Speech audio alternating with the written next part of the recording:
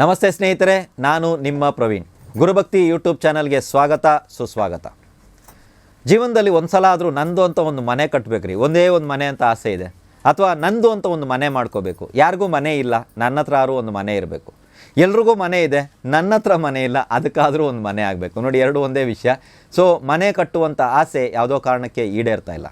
ನಮ್ಮ ತಂದೆ ತಾಯಿಗಳಿಗೆ ಕೊನೆ ಪಕ್ಷ ಒಂದು ತಮ್ಮ ಸ್ವಂತದೇ ಮನೆಯಲ್ಲಿ ಅವ್ರು ತೀರ್ಕೋಬೇಕು, ತಮ್ಮ ಸ್ವಂತ ಮನೆನ ಅವ್ರು ನೋಡ್ಕೋಬೇಕು, ಕೊನೆಗಾಲದಲ್ಲಿ ಅವ್ರು ತಮ್ಮ ಸ್ವಂತ ಮನೆಯಲ್ಲಿ ಇರಬೇಕಂತ ನನಗೊಂದು ಆಸೆ ಇದೆ. ಆಸೆ ಇರೋದೆಲ್ಲವೂ ಓಕೆ, ಬಟ್ ಇಲ್ಲಿ ಸ್ವಂತ ಮನೆ ಅನ್ನೋದು ಮುಖ್ಯ.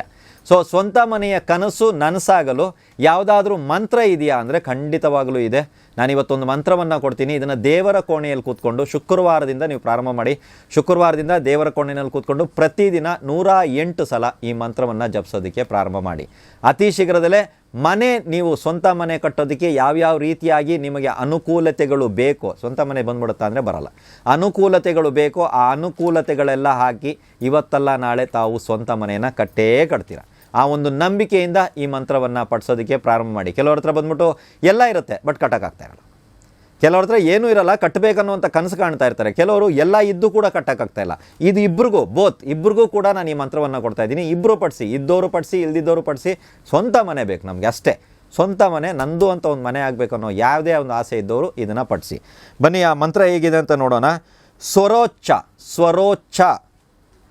ಸೂಪರ್ ಯಪ್ತ ವಿಲಾಸ ಗೃಹ ಸಾನಸಿ ಅನ್ನುವಂಥ ಈ ಮಂತ್ರವನ್ನು ತಾವುಗಳು ಜಪ ಮಾಡಬಹುದು. 108 ಸಲ ಈ ಮಂತ್ರವನ್ನು ಜಪ ಮಾಡಿ.